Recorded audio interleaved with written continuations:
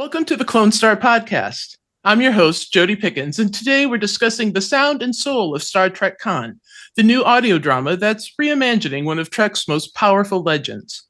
Joining me are the composers who brought Khan's world to life, Marcus and Sam Bagala. They're brothers, collaborators, and composers whose work spans film, TV, games, and audio storytelling. Together, they blend orchestral emotion with cutting-edge sound design, crafting music that's cinematic and immersive.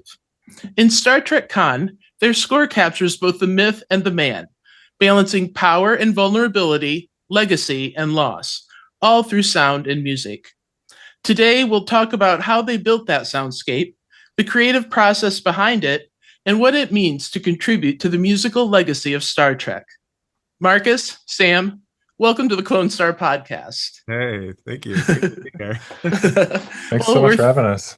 Yes, happy to have you. In fact, we enjoy speaking to all sides of the creative process in the Trek universe, and music is a big part of Trek. Like that's a huge part of Trek. And so I guess to start off, I'm going to ask you, were you familiar or into Trek at all before getting involved with Star Trek Khan? Yeah, so our parents were Trekkies, and we love it. More so our dad. Yeah, I was saying that. But we grew up. We watched we were the right age to watch like Voyager weekly. Nice. Coming out, we would watch the movies on the weekends. Yeah, I'd a little bit have a little bit fallen off in recent years. But it was a big piece of our childhood for sure. Great. So do you have a favorite from that period, like of the movies or the series? I was always really partial to the Borg. So what was the Next Generation's film where they First Contact. Thank you. First Contact. Yeah. That might be my thing. I know that's probably not like I just have a lot of fondness because I have like specific memories of like sitting in our living room watching that one and just like thinking it was really cool. And we watched a lot of Voyager. We watched a ton of Voyager, like while it was airing, I guess. Mm-hmm. Yeah. Voyager, Next Generation. Yeah. Well, you're in good company because I'm a Voyager fan out of all of them. That would be my home series. And First Contact's my favorite of the films too. So that works out great. Well, and it's got an amazing soundtrack, so that helps too. That's a big part of that film. So talk to me about how did you get involved with Star Trek Khan? This is a new thing kind of for Trek. We've had kind of dramatic readings of a narrative of a novel before, but we haven't really had a specific piece written for an audio drama. So tell me how you got involved with this. So pretty like very, very early on in the process, I was working with the director, Greg Freen. Sorry, I have a little bit of a cold, so I'm having a hard time talking. Fred Greenhalgh, the director, and I have been working together for quite a few years. And when essentially like Secret Hideout and CBS and Paramount were looking for a production company to sort of help turn the teleplays that Nicholas Meyer had written into a podcast, Fred asked me to compose a piece of music that could kind of like embody the ethos and ideas that we were hoping that we could bring to the Khan project. And this was years ago now, right? Years, yeah. I mean, this was like quite a few years. Like there was maybe it was like 2 or 3 years ago on Star Trek Day, they like announced that like Khan was going to happen, and it was like right before that. Like we were like pitching the project, and then they announced it was going to happen, but obviously there were not a lot of details. But yeah, so it was that like early thing where like I actually like wrote a piece of music that was part of the pitch for us to make the show. That it just kind of like stuck with the project. It's now the main theme, you could say, right? Yeah, like the main theme is based off of that piece of music that I wrote. There's a lot of like musical ideas that were in that original piece that are like in the score now, which is kind of wild to me because it was just like something that was on. Yeah. And like I was not like super directly involved, but like I was like around through a lot of the development. So I got to see a lot of the different versions of the scripts. And so I had a pretty good like sense sort of historically of like where the project was and where it was going and how it was sort of the trajectory of it, which was a really nice sort of basis when Sam and I like jumped in to like officially start scoring it.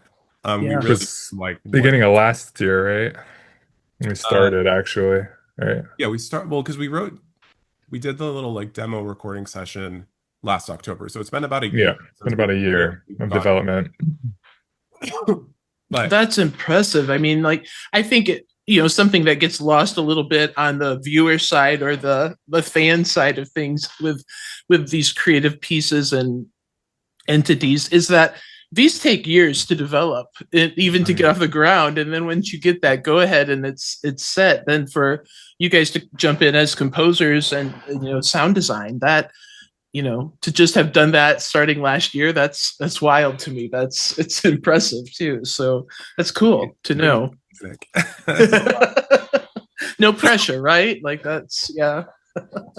Well, lots of pressure, but Yeah. it was like Well, usually like the turnaround time on an episode for us to score it was about 2 weeks, I would say, for the initial pass of scoring. And that actually does feel pretty tight when you're trying to score a 30 or 40-minute long episode in about 2 weeks.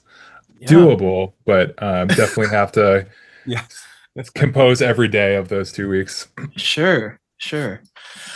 Talk to me a little bit about working together as brothers. How long have you been doing that? And I mean, there's a big precedence there in the music world, isn't there? There's a lot of family teams that are have been composers, and there's a history around that. So tell me about it. Yeah, I mean, we feel so fortunate that we get to work together. And I mean, obviously, our musical legacy goes back to growing up together, both learning how to play instruments. And then we were both involved with theater a lot growing up. Um, Marcus studied film scoring at Berklee College of Music. I studied piano performance, but we were still writing a lot during college. And then once we graduated, Marcus immediately dove into this world. My sort of initial background is in Broadway, in live theater. I'm a music director and a conductor and a pianist. So it wasn't more recently, actually, during the pandemic when there's obviously no theater. So I took to learning music production and got more into this world. So probably in the last like 5 years as a composing team, Marks and I have probably worked on, 10, 15 projects. Um, but Marcus has been doing this much longer than I have. Marcus, if you want to talk about maybe how you got into the world. basically like Sam said, when I graduated college, I moved to New York, which is not typically what people who want to do film scoring do. But my my girlfriend, and now wife, but she was my girlfriend at the time, was moving here because she was also sort of wanting to do like theater.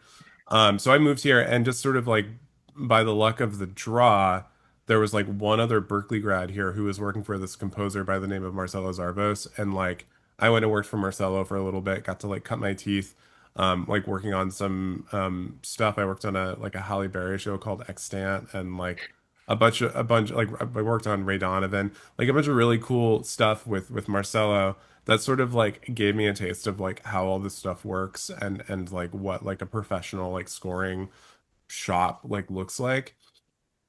And then, sort of once I left that job, I was just kind of like looking around for what I should do next. And it was sort of like around when like podcasts were sort of like really like taking off. It was like 2015, 2016.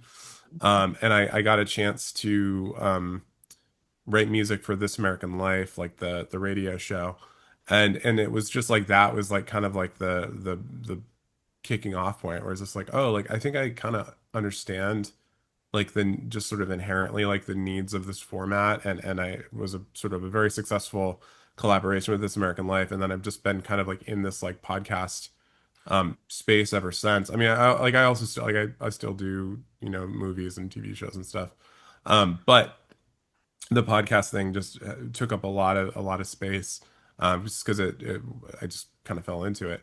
But I've been wanting to do stuff like this. I mean, this con podcast is really like the thing that I got into all of this, and it's like the thing that I always wanted to do was like this big story with like lots of opportunity to just write really emotional, big, epic music. It's just like it's been like here with me for a long time. And I've done other sort of like, I've done stuff for DC Comics and stuff, so I've gotten a little taste of that. But this con show is just like on such another level. It's been like a real like dream come true. And I think for both of us, it's like we grew up on like big like epic film scores, like obviously Trek scores, but then also like Lord of the Rings and Hans Zimmer and stuff like Oh, that. So it's just like yeah. we got to finally kind of like Yeah. And I just want to add, like, what really made it so incredible is that we had worked with the director, Fred, on multiple projects before this. So we had already sort of built up that rapport. So just being able to, and then also Maurice, you'd worked with our sound designer, Dan, as well. So the core sort of people like in the Pro Tools sessions, we had a really nice rapport, which was just, you can't ask for more than that. yeah. Well, no, that makes a big deal, doesn't it? I mean, it's a big difference to kind of know a bit of the team when you're getting into the project. Absolutely. Huge. Yeah. So, talk to me a little bit more about you prepping to go into this. I mean, you talked a little bit about how you got connected with it and you know putting the demos out there and getting the gig and all of that. But talk to me a little bit about what you did to kind of anchor this score down. So Yeah. our sort of big like first step, I think, for a lot of projects is like we will make a big collaborative Spotify playlist, and just like chuck all the music that like, because again, it's like Sam and I like, this is like a fun behind the scenes thing, but like even as like we were like getting the show like ready to score the show, they were doing like table reads of the scripts to like just so that we could all kind of like hear it spoken and that we had like a sort of thing to like mess around with. But like because like the actors had all been recorded, but they hadn't been like put together yet. So the table read was like me and Sam and Fred the director. It was a bunch of people like who were involved with the production. So like we got to like read through the words of the script and sort of so we really got like had the like story and the like attitude of it like kind of like in our bones essentially going Yeah. in. So we had done that, and then we're just like just listening through music and trying to like find like little tidbits of inspiration that like felt good to us and maybe like brought just had a little like twinkle of something that we might help sort of inspire us down a path that would eventually lead to like what the score would eventually sound like, and sort of mixing that with like we already kind of knew what it was going to sound like because we had written those demos, which had gone over really well. So there was this sort of like mix of like, okay, like we have some ideas, and then like how are we going to grow this? Obviously, like a couple ideas is not going to score like a whole 9 episode series. So we had to find that like we had to find the more essentially. Yeah. Yeah. So that was the playlist piece for sure. I want to say with the playlist too, I think one thing that Marcus really like helped me think outside the box a little bit is like obviously we have our Star Trek inspiration, which is like James Horner and Jerry Goldsmith and Michael Giacchino and Jeff Russo and all those people. But the actual playlist that we use is a lot of stuff outside of Trek. So you see stuff from like Dune and God of War and Game of Thrones and Prey and Alien. So it's like I think especially with this project, I mean that's sort of just like looking at everything that's out there, everything that's current, all the different, modern production techniques. It's so helpful to sort of help you build your palette. Well, and I think Um, that was sort of spurred from this like realization.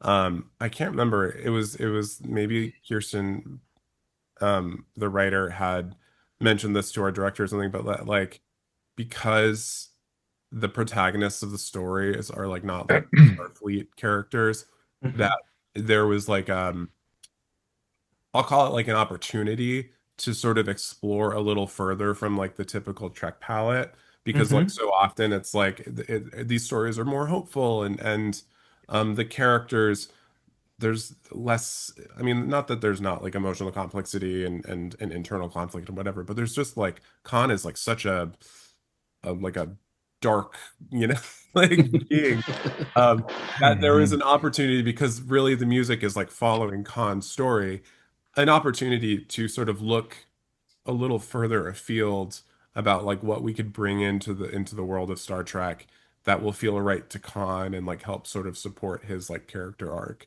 as they're going through the story. And so it was that like thing, like that's sort of like why I think maybe if it had been like a more like traditional like arc for Star Trek, we probably would have like went like less far afield. But because we're like Yeah. dealing with, this like primitive primeval planet, and cataclysmic events and all this stuff, it's like there was an opportunity to just really play with that and like figure out the sounds of these places, and sort of like how Khan and his followers are like experiencing these places. We were trying to find that like emotional subtext, to really like latch onto and inform like the music that we were writing. Right. I mean, it's interesting what you say there, because I think, there's really only two significant nods to Khan in the Trek universe, with Wrath of Khan, the movie, and then the original series episode, Seeds of Change, Seeds of Space. Thank you. Space Seeds. That's what it is. I got to it. But everybody knows I'm terrible with titles. I have terrible time remembering titles of things. But referencing all of that is, maybe very typical for us in the Trek world, especially when it comes to soundtracks. Like, we see a Voyager character on a newer series, then there's usually a hint to that theme or to that character's motif. So I think it's exciting that you have the opportunity to kind of make this, your own, and to, put score and sound design to one of the, most villainous characters in Trek lore. I think it's a big deal. So that's exciting that they kind of let you build that palette, right? Yeah. Well, I think what was the realization too was like, there was like a point where like there was a little bit of a question of like, oh, like how much can we sort of evoke James Horner's score to like Star Trek 2? Which was like a cool idea, and obviously like if you listen hard, there are some little nods. But I think the thing that we realized, and everyone realized, is that like that version of Khan doesn't exist yet in the story that we're telling, right? Like Khan is not there. He's not a revenge-filled, husk of a man yet. Right. So we had to figure a little out more hopeful how to take him from the end of Space Seed, which is a very different Khan than the Khan we meet in Wrath of Khan, and sort of take him from there to one place to another. So it wouldn't have made that much sense to pull too much from Wrath of Khan, particularly earlier in the story. I mean, obviously there's like, music rights stuff, so we can't like really pull from it also, but I think even just like sort of tonally speaking, it's just a really different thing. Well, one of my favorite things that you wrote is the love theme between him and Marla, and it's like you necessarily wouldn't associate such a romantic theme with Khan, but you do have this in the podcast, and it, like you're saying, Marcus, like it did give us an opportunity to explore a more sensitive, holistic human side of Khan. Yeah, he is. He's a whole ass human. 100%. And he's, like you said, he's becoming the Khan we meet in Wrath of Khan. And I think that's what makes this this audio drama so unique, is that we are getting to see something that only fans have speculated and written fan fiction about for the past few decades. So it's fun exploring this era of Khan's story, and I think fans are really enjoying it. Like we love a little backstory or filling in those gaps a little bit with canon. So that's This is good. I say we did too. It was such a treat, like to sort of read through the scripts the first couple times and Right. get to like into like we're like, ooh, like we're getting This is juicy. Right. Yeah. Yeah, I mean that's exciting in and of itself. I'd be thrilled, but yeah, definitely like a nerd out moment. Yeah. Yeah, I'm glad. That's exactly what we want to see, you know, from our creators, is that they get excited about it, and the geeky nerdy side of what it all is, but as all the fans do. So I'm thrilled that you got to experience that too. So that's fun. So talk to me a little bit about, you know, your tools or the instruments and sound design elements that were key kind of to achieving a cinematic scale for an audio only drama. Yeah. Because I think you've done that, and I think you've done that very well. So Sam, do you want to start that one? I feel like you have some cool Yeah. I think for us, we found early on that the solo cello was our embodiment of Khan. And that really became very powerful to us as a tool, um, you know, as sort of a mirror of Khan's emotions and sort of that like singular drive. We really did use the cello, and you'll hear the cello, specifically solo cello, throughout the entire score to sort of track Khan's progression. And yeah, go ahead, Morris. It's just like, sorry, you're okay. Like Khan, like the way that Kirsten wrote Khan, he's so like lyrical and Shakespearean, and I think like the cello really also has that like sort of dark lyrical quality. I mean, and an incredible range on the cello. Incredible range, very emotional, and I think like we really kind of they felt like a really natural like pairing, you know, to embody Khan's inner sort of monologue essentially with the solo cello and to sort of track his emotional state through how we were using the cello throughout the project. I mean, you know, I think at least for me, when you think of the cello is one of the most expressive, you know, instruments when it's like you said, Sam, because of its range. But I think also there's just, I think cellists in general have, they are very emotive. And I think, at least I think the really good ones are anyways. So I think that it really was a great instrument voice to select for Khan. And I really applaud you for that. Our cellist was shout out to Roland Jernes. Yeah, fantastic. He brought he didn't, you know, he left a lot on the field, so to speak. His performances, every time we got recordings back from him, it was like my jaw was on the floor. Just stuff. I mean, you can't ask for much more than that from one of your creatives. So like, that was like the one sort of big thing, and then I think the other thing is like we just spent a lot of time trying to find the like sound of like SETI Alpha 5, you know, and particularly like its inhabitants, aka the eels. Yeah. And I remember, you know, like having a conversation with Fred, the director, at one point, and talking about how like, you know, what the eels do is like so horrific that like kind of gave us full horror. Yeah, like license to go like full horror. Right. Moment. Discordant, atonal, yeah, all that stuff. Very fun. And there's like this like like there are scenes in the show where like characters are under the influence of the eels, and it's a sort of like hallucinogenic, like psychedelic like experience for them, and like the sound design that Dan Brunell, the sound designer, did is incredible. Yeah. And so like we were trying to like find like a way to sort of like get into that like state and sort of support what the characters were feeling, like being, you know, disoriented. So we did all this stuff with like really heavily like processed synthesizer sounds that are sort of like moving around you and sort of undulating, and just to sort of like really like dig into that uncomfortable quality. One other point of the score I think's worth calling out is that we hired a vocalist, Hayat Salem. She's a London-based singer from Cairo, and you'll hear a lot in the score. There's a solo vocal, and usually it's at a lot of like very climactic moments in the score.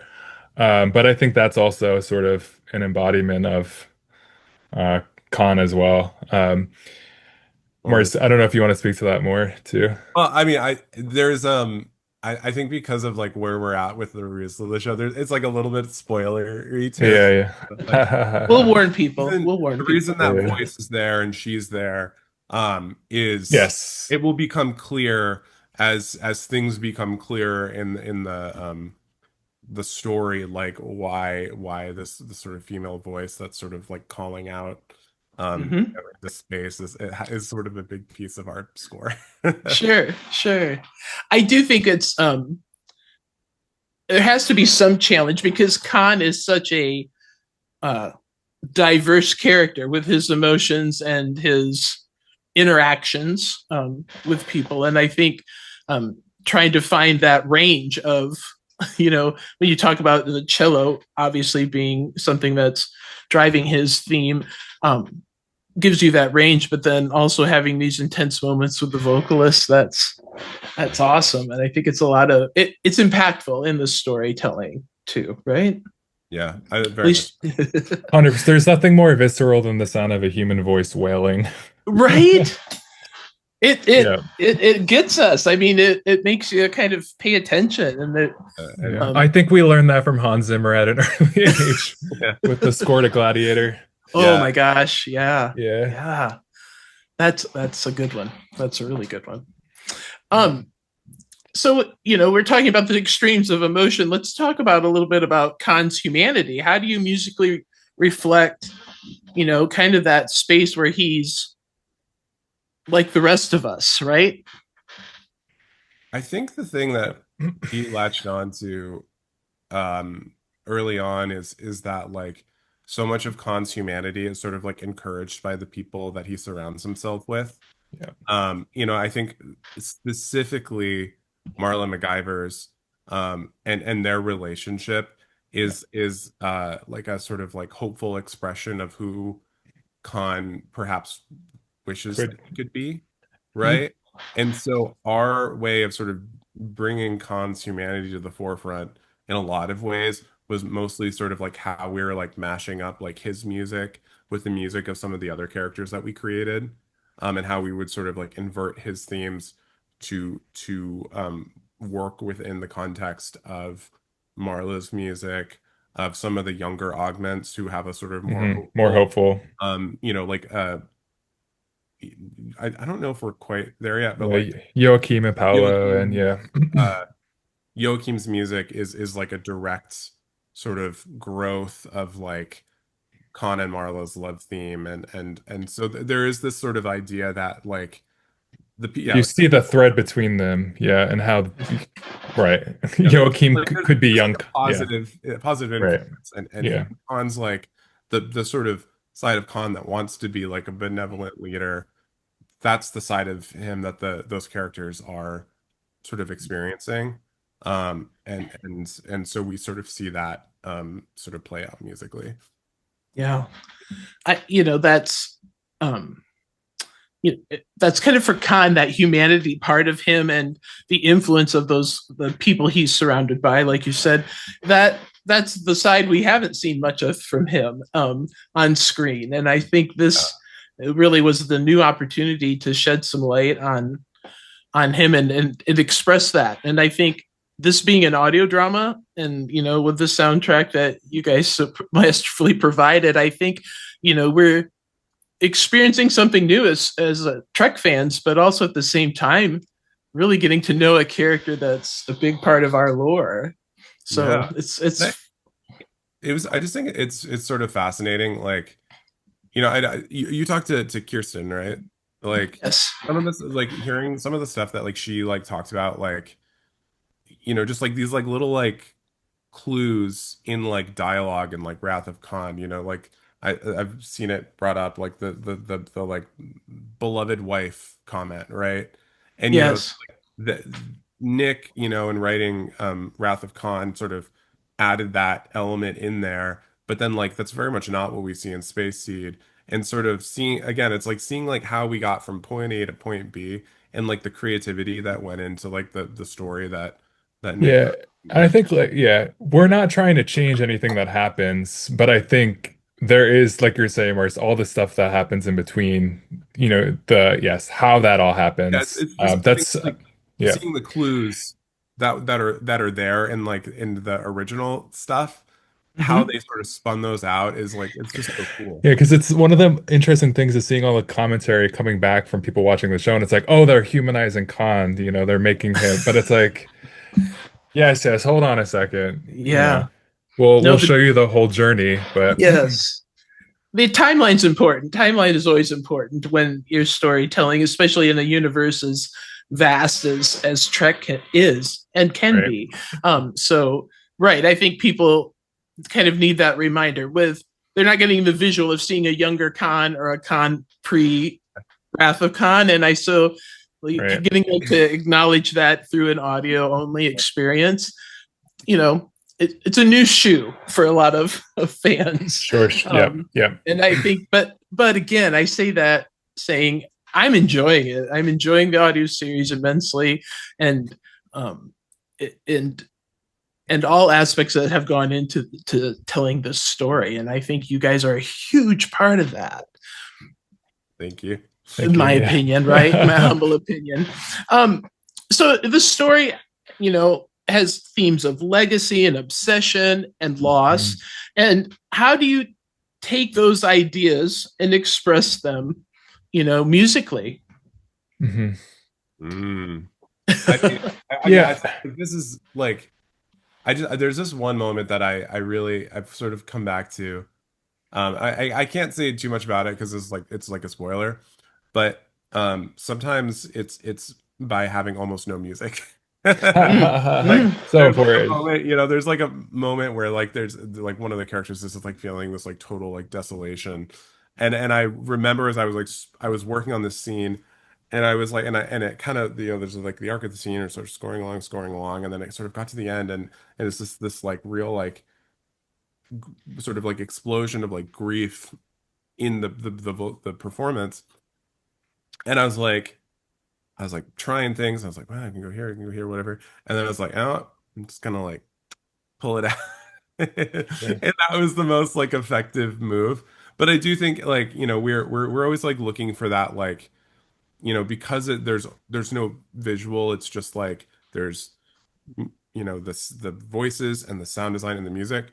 Like when music enters is like so impactful, and when music leaves, it's so impactful. So we're always trying to be really, really cognizant of like what the music is doing, how it's working, when it's coming in, when it's coming out, and always trying to make sure that like there's like sort of like a maximum impact. Like, Yeah, and just to add to that, like I feel like one of the really crucial things in storytelling is how the themes hit you at different points in the series. And I think that's like the same way like in life, like when you revisit something, the same thing at a later point in time.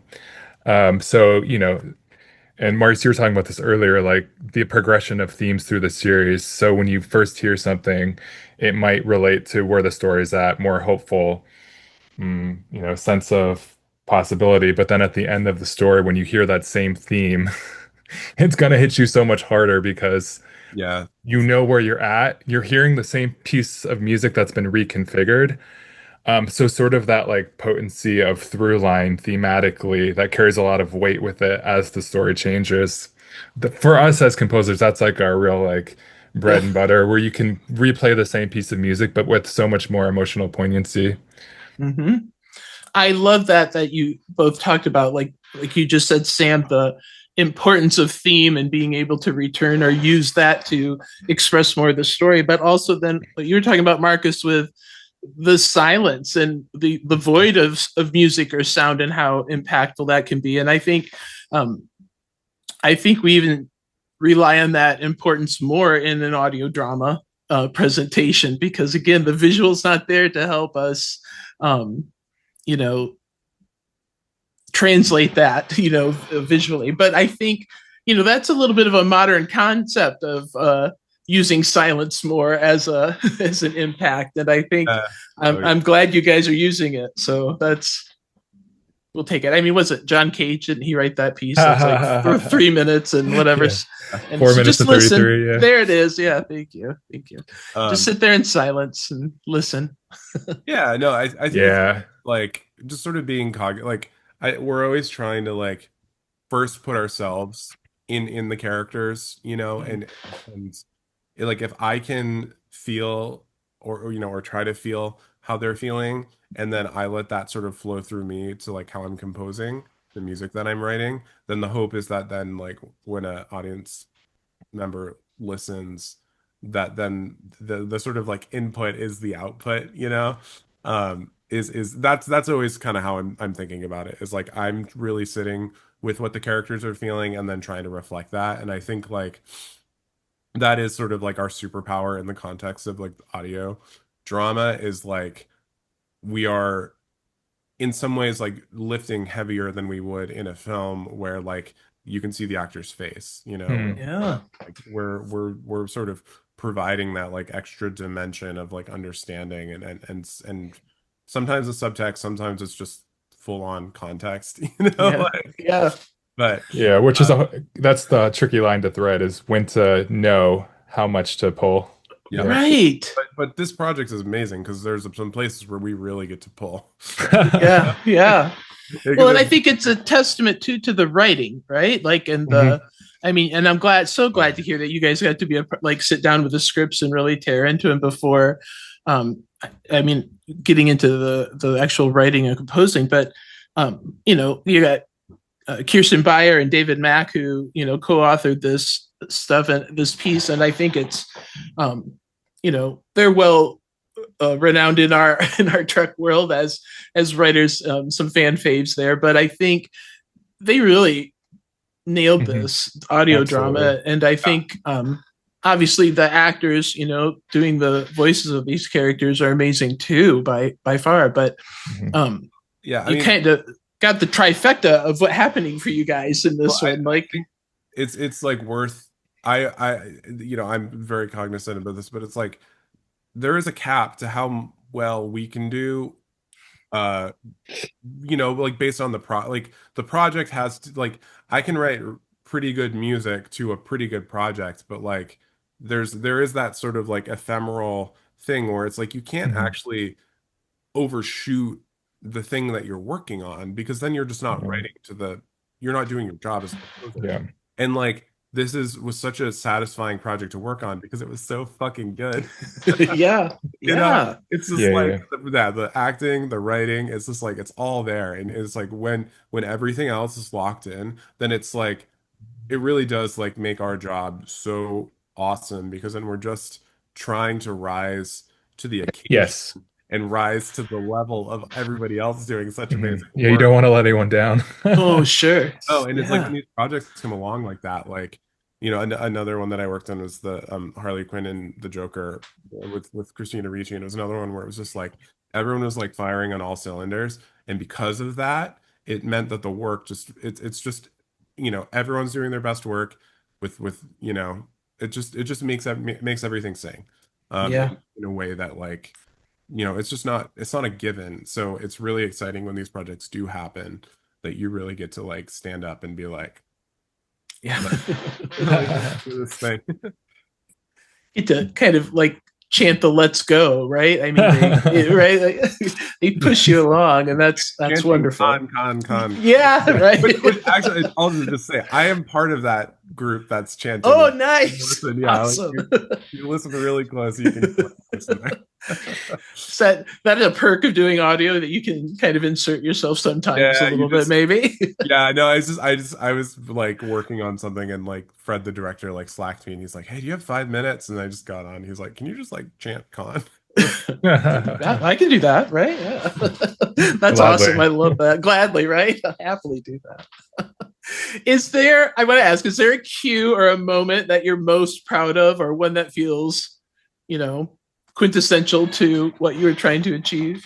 Sam, which one for you? Yeah, for me, it comes in the last episode, and it's actually Naveen Andrews' final monologue, and it's a theme that Marcus wrote, but I got to reconfigure. And for me, it was just like when you arrive at something at the end of the journey, and you're like, "Oh, this is one of the last pieces of music I'm gonna write for this," and it's just you really immerse yourself in it, and you go all the way. And it's another piece that features Roland on cello, and yeah, it was just one of those moments where you just feel like it just feels really special. Yeah. What Yeah. about for you, Marcus? That's Sam.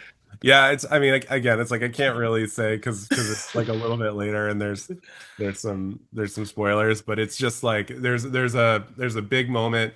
It's one. I mean, like most of the episodes ended with our music except for one, but this was an episode where like it was just kind of the big moment, and like we actually got to let the music like play after the scene ended a Mhm. little bit, because we wanted the audience to sort of like sit in that like emotional moment before ending the episode.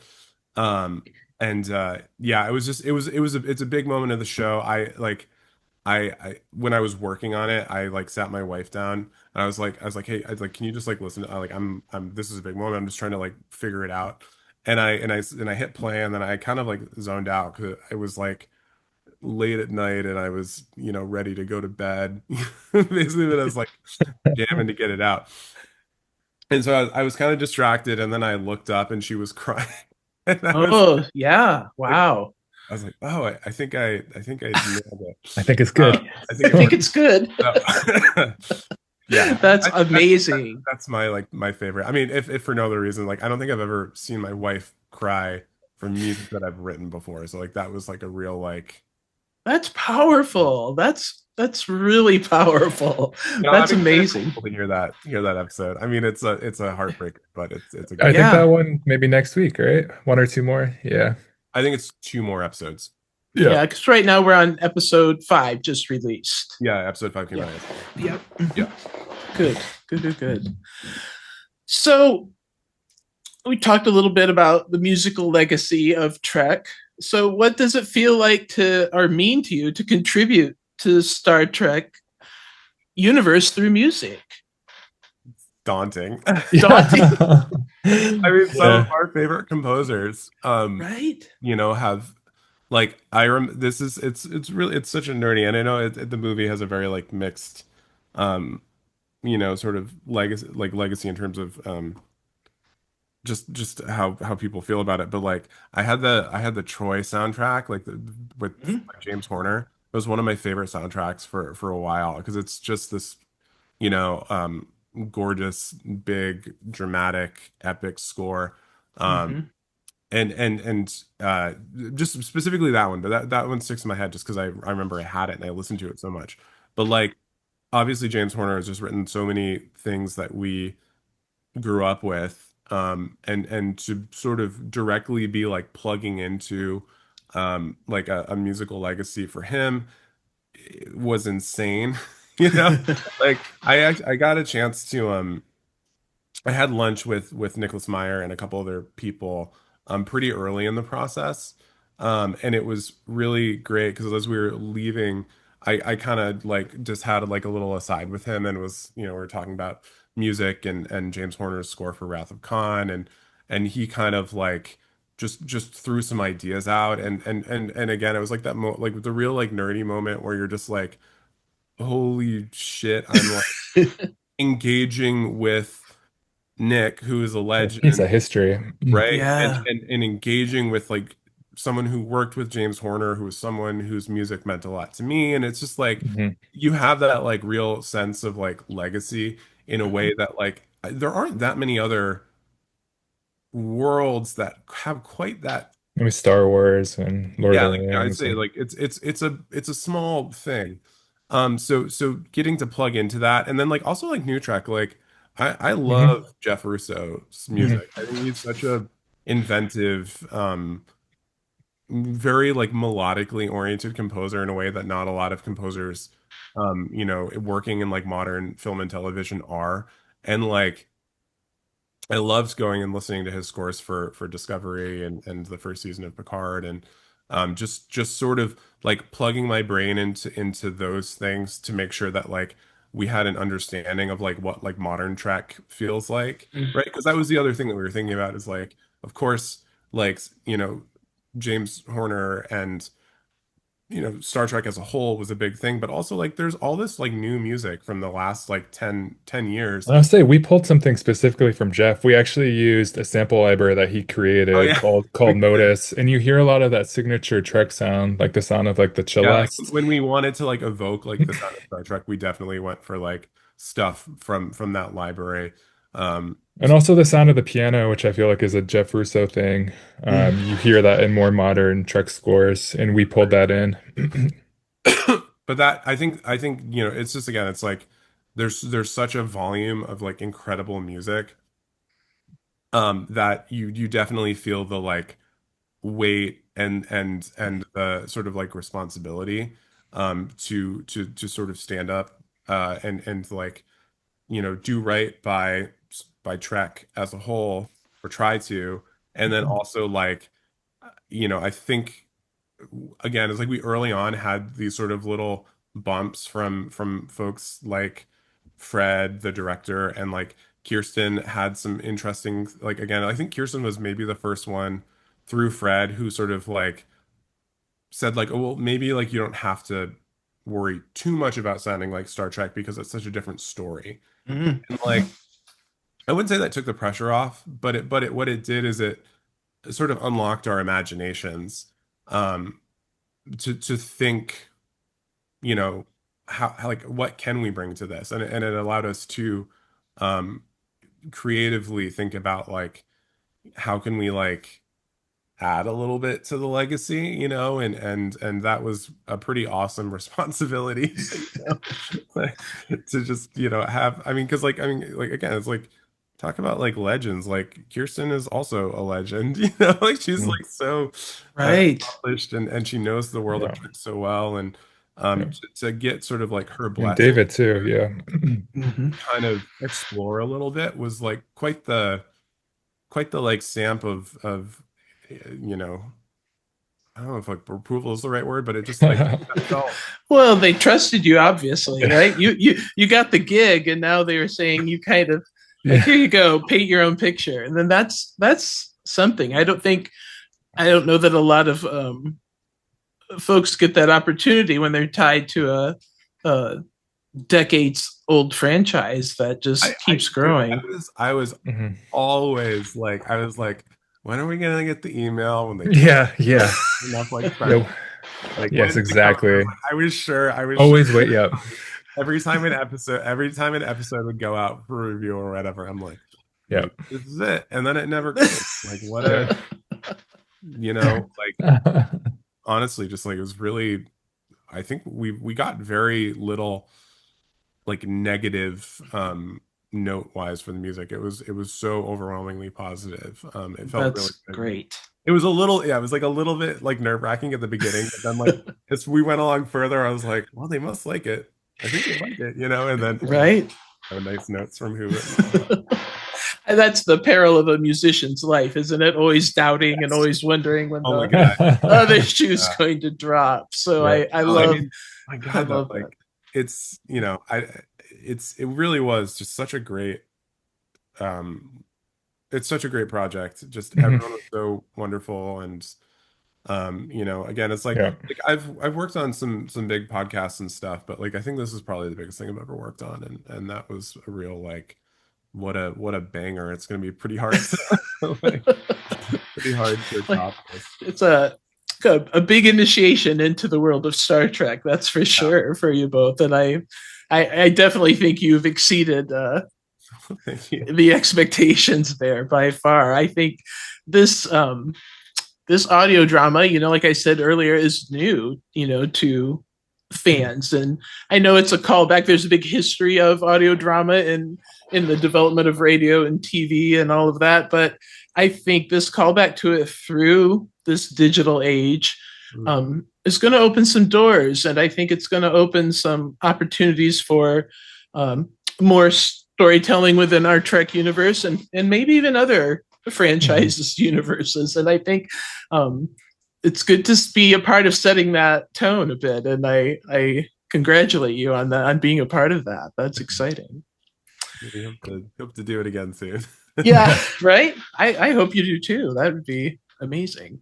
Let me talk a little bit about your inspiration. You talked a bit about it earlier, but I'm wondering, like, how much did you revisit of the actual things, like the movie or the episode, the Space Seed episode?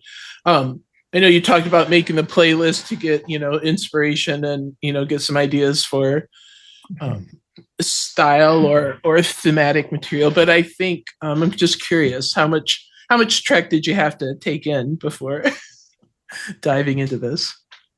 I mean, I know for myself, I've listened to hours and hours of Trek playlists just immerse myself in, because yeah, you really do want to familiarize yourself with everything that has come before. Just as far as the tonal palettes, the instrumentation, the more modern elements and the more modern production techniques that are brought with the modern scores. And even just knowing who the composers are and what their bodies of works are, and even just like I had to like go back and be like, okay, so what are all the Trek projects that exist, and like where are we at with like the current TV shows and all of that, just to like so I know what I'm working with overall. Oh yeah. Maurice, what do you want to add to that? Yeah, I mean, I think we watched. I remember at one point, Sam, you and I were sort of like bumping back and forth talking about Space Seed. And I think there was there was at one point like sort of a suggestion, like not that we hadn't seen Wrath of Khan, like I've seen Wrath of Khan multiple times, but like that we don't worry too much about Wrath of Khan in terms of like how we're getting into the story, right? Because it happens after this story. So like, other than just sort of being aware of like the legacy, there was a little bit of a like, okay, like space. We had to had to lock down our palette too, and our palette was very different from Wrath of Khan, which is traditional scoring. Well, Yeah. but, no synthesizers. Many years. Yeah. But yeah, I think there was just like, yeah, it was like Sam said, it was like just sort of making sure that we had like a really solid like understanding of just like what Trek feels like now, what Trek used to feel like. Yeah, the whole palette. And yeah, and just like watching stuff. Like I watched a bunch of Strange New Worlds just because like I said, I hadn't really been as like until Khan came along. I wasn't like super plugged into like the sort of like new iteration of Trek. And then I just like went and did a bunch of research and like watched a bunch of stuff and was just like, I just want to make sure that I like understand what the tone is and what how it feels and how it makes me feel to watch it and like what the sense of humor is. I mean, like there's not a heck of a lot of humor in Khan, but like, it's Right. just, I think that There's moments of levity though. Yeah, no, for sure. The franchise has evolved, right?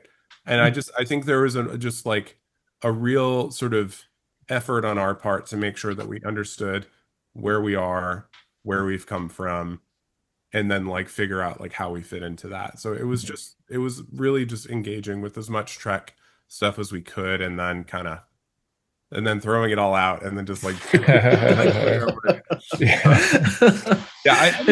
yeah, particularly like Space Seed was just an interesting thing to watch from the perspective of like seeing like, because like that directly leaves us where our story picks up. And so just sort of feeling Khan out, in that context was, I think, maybe the most important like touch point, was just to kind of see like how he carries himself in this physicality. And it was helpful to then sort of build the picture that I was sort of imagining as I was listening to Naveen's recordings, and then sort of hopefully again it was, and similarly to like how you're sort of like trying to like feel what the characters are feeling and then let that go into the music, a little bit of like what am I seeing, and then it's like how can the music sort of inform like what hopefully like the listeners see. Yeah. That's the other thing, because you can't write anything until you hear what Naveen and Ren are doing, because that's integral. Yeah, and they're incredible. Like that's an inspiration sort of outside yes, the context of exactly. music. It's just like sometimes we'd be working on scenes and we're just like, I don't know what to do. and then you go and you listen to the dailies. I remember particularly for the first episode because it was kind of like being put together as we were sort of starting to come up with musical ideas. And then there was just like one point where I was like, I don't even care if it's the right take. I just like went into like the Dropbox that like had all of our, all of the assets in it. And I just like found like Naveen's, like recordings from the day. And I just put it on in the background as I was writing, and it was like everything just like clicked. It was like and it's because Yeah. performances are so good and they're so grounded and they feel so real. It really helped. Like, Yes. yeah, it's like sometimes you hear it. Just sometimes it's like Yeah. it just flows, Right. And that was very much the case a lot of times when it came to the performances. Mhm. It always astounds me a bit, but like this digital era that we're in, like having access so quickly to those performances, while you're writing and creating, I think it's amazing. I mean, we see all the stuff from the old studio days where everybody was in house and, Right. in a room and banging on a piano, right? I mean, that, trying to figure this out, and they didn't have that access to always to the actors or to the performance that was being taped, for lack of a better word. But yeah, I think that's powerful. And it's so interesting because it's so different. And I think, you talk about like, having musicians all over, our performers from all over the world. That's another benefit of, we always are so down about this, the digital age and what it, can and can't be used for. And I think, there's some serious perks to this. And I think this is showcasing one of them very, very, very well. Oh, absolutely. Absolutely. I think, yeah, the way that this whole thing was put together. Well, I mean, I say me and Marcus can. Sorry, I would say we can write pieces of music, at our separate studios, and then send them back and give each other feedback, like in real time. It's right. Like, allows absolutely us to crazy. in, like dialogue about what's going on. Oh, what are we trying to do here? What's yeah. I remember there was a great moment where like we were both working on two pieces that are sort of like catty corner to each other almost, and like originally the way that it was sort of conceived, they didn't go directly into each other. But then there was this like moment where like they had like re-edited the episode a little bit, and we're like, oh, now our two pieces, mine literally like Sam should pick up about halfway through the end of mine.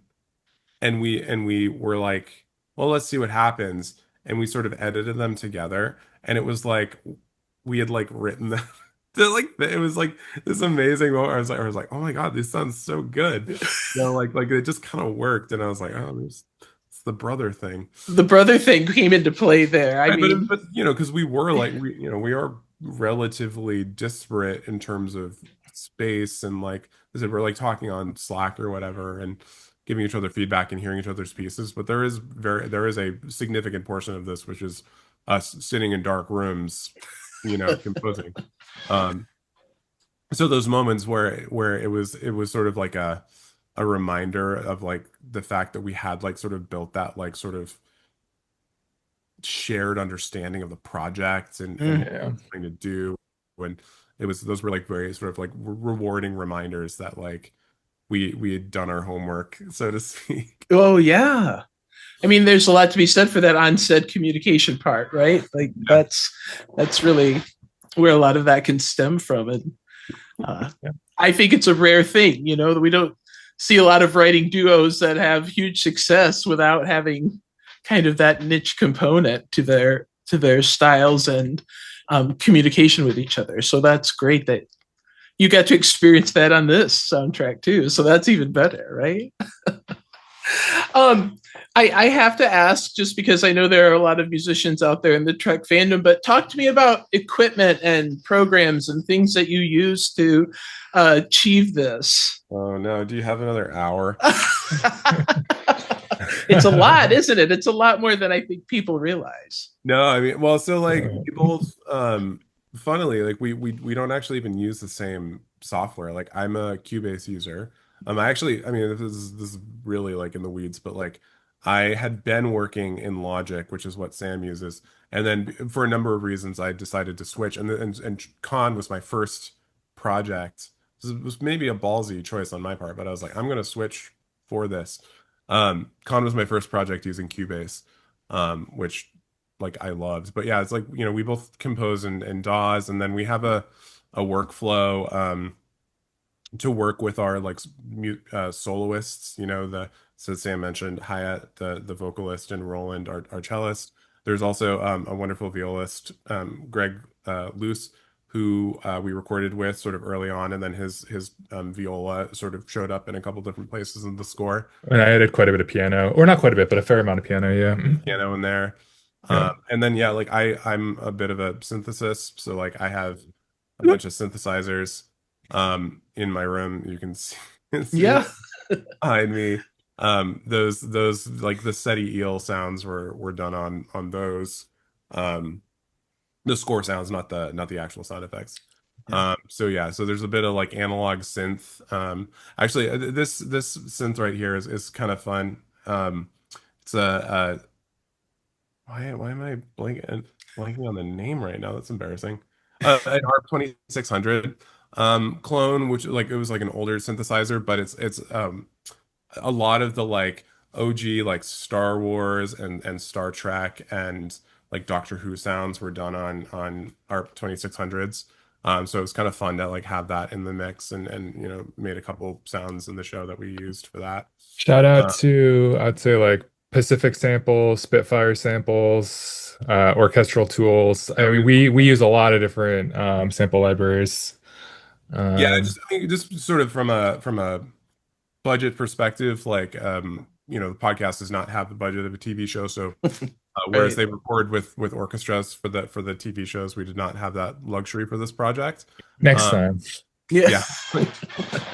yeah. So there was an element of our process that was like we're writing the music, and then we got pretty in the weeds about like sort of mixing and making sure that like the orchestral sort of things that we were designing sounded as close to a real orchestra as we could. And we spent a lot of time like making sure that they really stood up and sounded good. And just because like we were missing that step of the process. So it was the other reason why we instead like we couldn't work with an orchestra, but we did bring in some soloists just to sort of like help Right. lift the score up and bring that human element to the score in a way that felt really, good. Yeah, I love that you were able to do that, to mix, the purely digital with Yeah. the performance of the live performer. And I think it's a testament to the fact that it can be done, right? That Yes. it doesn't Oh, have to be purely one way or the other. And um I hope we see and hear more of that as we progress in the entertainment and creative world out there. Mhm. it was really important to the sound of the show to have that like human element. Mm. I think maybe that's the case for most things, but I think it was really important to us as we were sort of coming along with the music that we do make that effort to have that in there because it was amazing. Um, we were we'd had Yeah. There's no replacement for live. Yeah. no, and as soon as the live cello comes in those moments, it's like, Yes. Night and day. yeah, Night and day. yeah. Night and day. It We literally is. make sure we push that. And Yep. it made a world of difference, I think. Mhm. Oh yeah.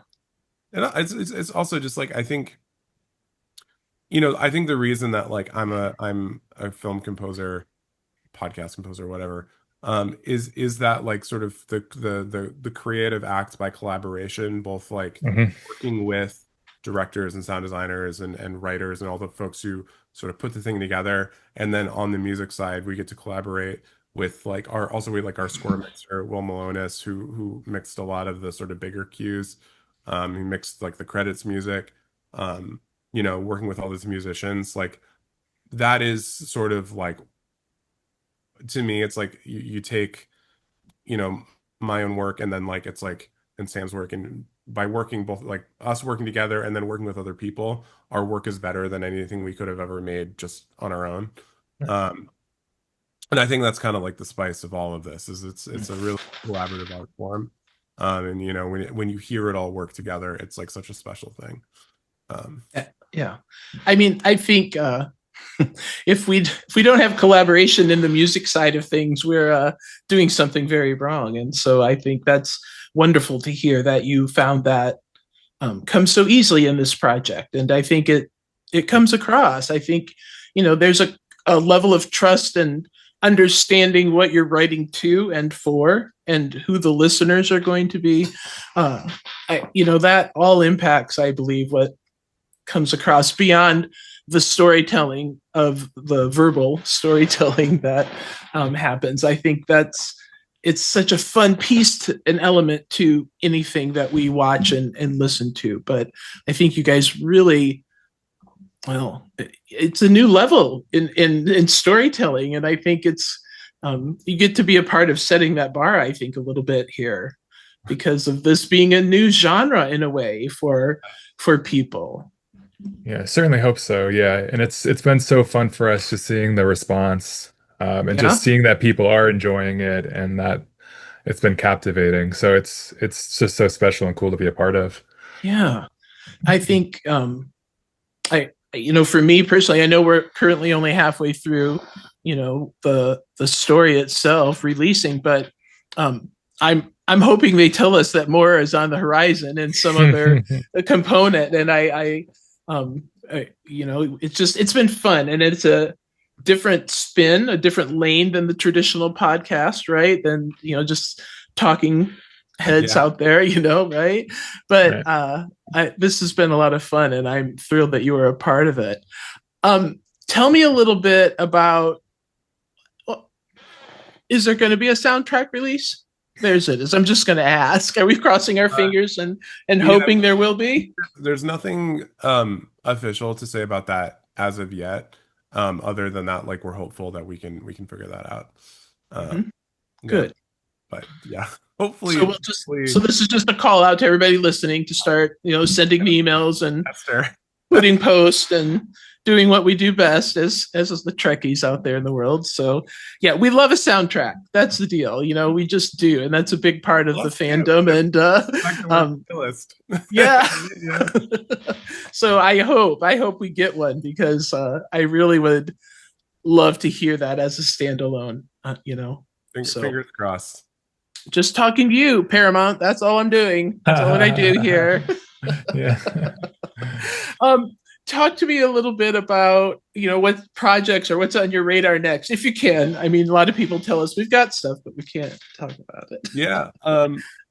So I'm doing, actually, you know, it's a real family business over here. My wife and I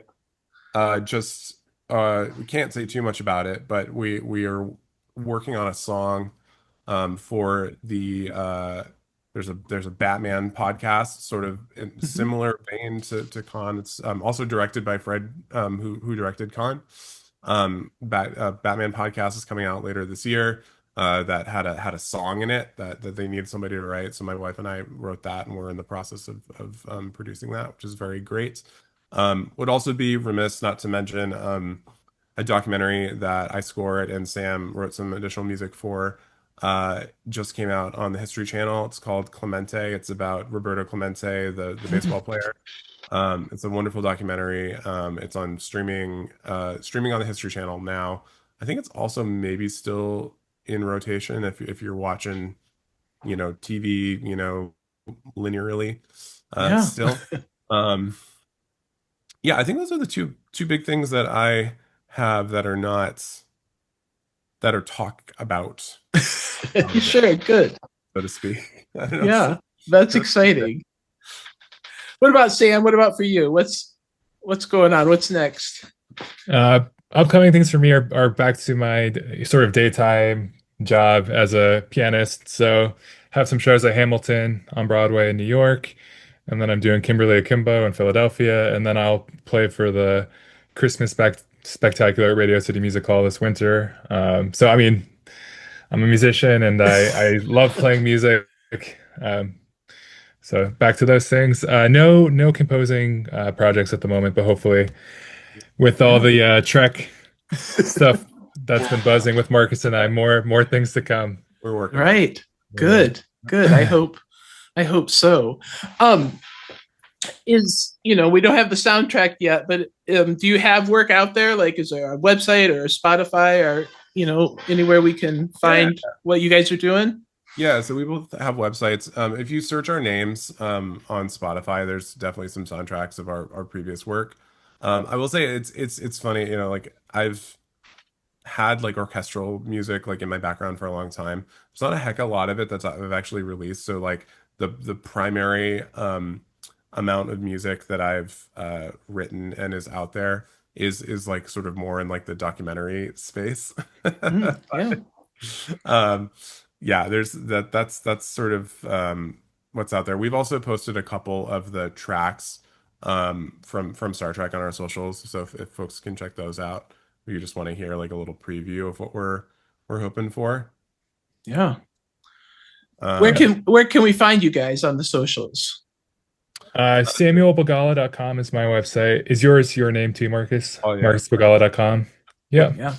And Great. on Instagram, I'm Sammy Mocho, Mocho, Sammy Mocho. And your Moose Tunes, is that right, Marcus?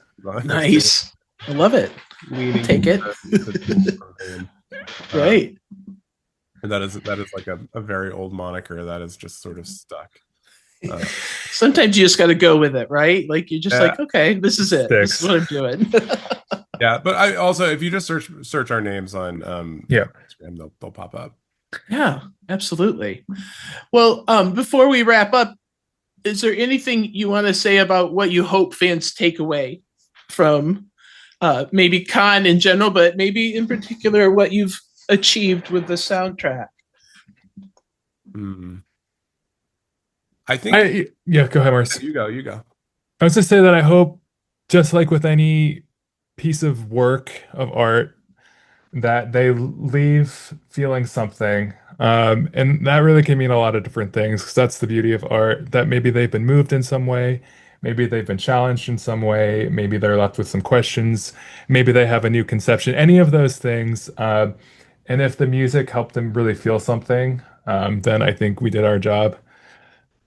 Yeah, I would say like I think one of the sort of beautiful themes of the show is this sort of sense of like characters who are sort of diametrically opposed or coming from different places. Marla is from Starfleet and Khan hates Starfleet, and just like different people sort of coming like into a space together, and despite there being strife and difficulties, like they're finding moments of connection and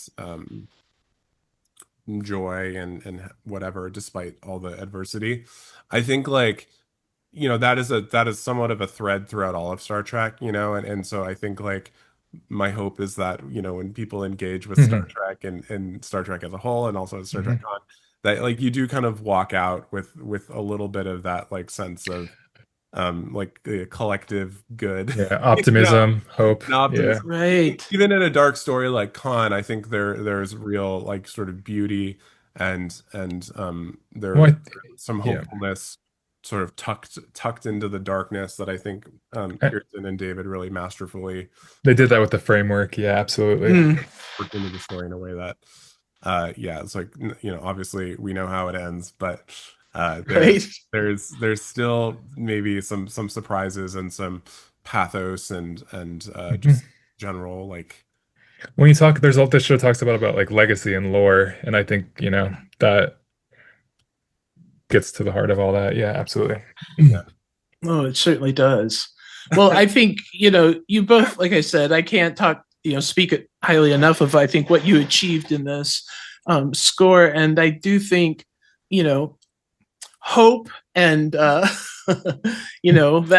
feeling or sense is an important aspect of all storytelling, but it's been so core and fundamental to Trek since its inception. And I think it resonates even more right now in the times we're in. So just thanks for being a part of it, and thanks for portraying, all of those emotions that come with our Star Trek, even now in this new form in the audio drama. So we feel really, really lucky to have had the chance, and we appreciate all the people who are taking the time to listen. Yeah, like I said, we'll put the word out that we need that soundtrack, because I won't let that go. I'm a soundtrack kid, so I got to have my soundtrack. A lot of the people that we've talked to as we've been doing press, they're all like, "Is there a soundtrack?" We're like, "We don't know." Yeah, we don't know. Yeah. Oh, I understand, but you gotta campaign for that stuff. So you do, especially in this day and age, and there's so much out there. You're trying to find, your space in there, and but with this being an audio drama, a soundtrack release just seems to go hand in hand with it. So I mean, it can make sense to me. I just have to talk to the right people, right? Yeah, well, it is definitely one of those. I think, just maybe this is like a little behind baseball. But it's like we're trying to sort of like build a little bit of like a case, for sort of like sure. People say nice things about us. It's like we're like screenshot. we want to keep doing this. No, we really want to keep doing this. So it's like, well, I know I want you to keep doing it, because it's enhancing, the universe that myself and so many other fans love. So we're crossing. We're like, how do I want to keep playing in Star Trek, big time. I think it's such a wonderful universe, and like it's so funny. Like again, it's like this is like maybe like a little inside baseball. It's just like, we've had some interesting interactions where it's like, people are like, oh, like Star Trek fans, like they're very like opinionated and have lots of big feelings, and don't always like stuff. And then like our experience, like as being like people who have like worked on a Star Trek thing, is like the reaction to Khan has been like so effusive, and like people seem to really like it. And we're like, this is great. I like, talking to some friends who have like written on other Star Trek projects, and they're like, man, that's really not a given. And they're like, yeah. I mean, I get it. Like, I'm like an opinionated fan of the thing. Like, I totally understand, when somebody, plays in your, the thing that you love, and they don't do it justice, or you feel like, they don't do it justice. But it's just been like really amazing. The reaction that people have had to the show, like it's just good. Like we read the YouTube comments, and like, oh my God, like I don't think I've ever worked on anything that had that like level of just seems like people are really digging it, and like that is so awesome, because like that's all you hope for. Right. It's just that like it's gonna connect with folks, and it's always a crapshoot whether it does or not. So this has been really cool to like just see how much people have really like, it makes me think that there's just such an important part of this in this digital age, where comments and reviews of an episode or a series online matter, because this isn't a situation where we're sitting in a concert hall and applauding after each performance. This is you know what I mean? Or you don't have ticket sales to base this off of, or, in that regard, or views in a way, but not in the same way as we do a television series. And I think I encourage people to get out there and applaud the things verbally, in a written form that they are listening to and appreciating online, especially this, because it's really the only way we have to really get some gauge of how fans are receiving it. But I'm glad you're having a positive experience. Trust me, fans, Star Trekkies, we can be fickle. Like we'll call people out, right? But we'll also praise what we appreciate and recognize as really high quality. And I think Khan is really delivering that for us. So I'm glad you were a part of it. I'm glad that people feel that way.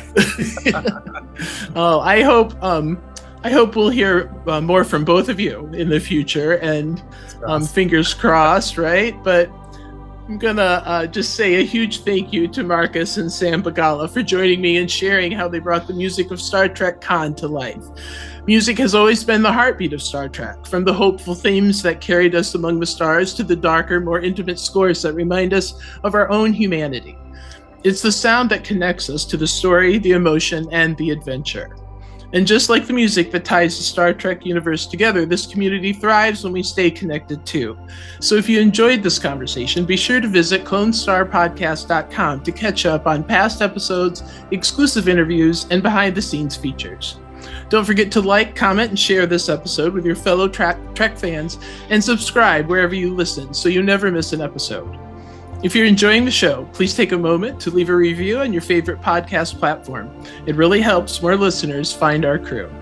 Until next time, I'm Jodi Pickens, and remember, stay curious and always boldly go.